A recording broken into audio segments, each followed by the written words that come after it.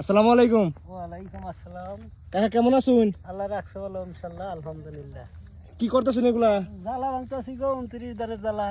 29 জনের জ্বালা। জি, জ্বালার গাছি ধান। আপনি এবার কত বিঘা ধান চাষ করবেন? এবার 2.5 বিঘা। 2.5 বিঘা। জি, ও 2.5 বিঘা 3 বিঘার মতো। তো এগুলা কি আপনি নিজে গাড়ছিলেন? জি, নিজেই। ও কিভাবে হয় এগুলা? এলো এই তো আমাদের ডিসি বলে 1 মন করে হয়। 1 মণ করে। জি, এবার জ্বালার দাম কেমন? জ্বালার দাম বেশি, 2000 টাকা জ্বালার দাম। তাহলে কিন্তু হাসি ফুটছে মনে হয় আপনার। হ্যাঁ, জ্বালা 2000 টাকা করে যারা কিনতে আছে তাদের তো সমস্যা।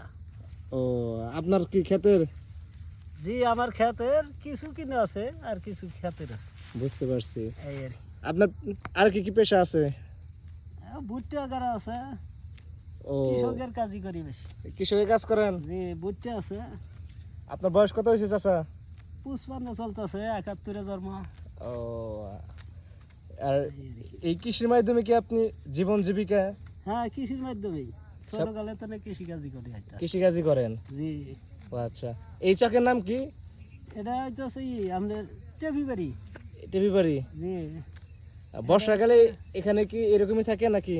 না বর্ষাকালে পানি থাকে, এটা তো আর শাপলা করি বিল করে বলে, বিল। ও আচ্ছা আচ্ছা, বিলের ধারে আমরা এই যে, বুঝতে এটা পারছি। বিল আর কি।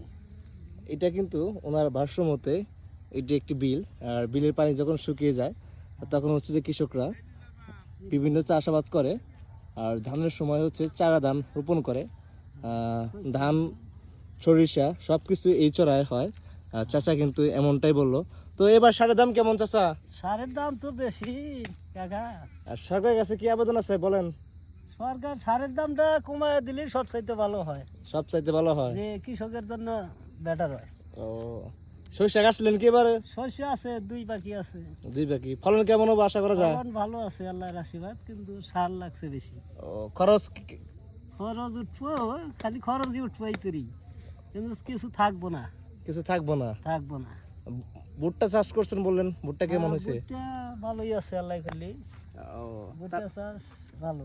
তাহলে আপনার কি এবার আশা করা যায় যে হ্যাঁ, ভুট্টা লাভবান হবো।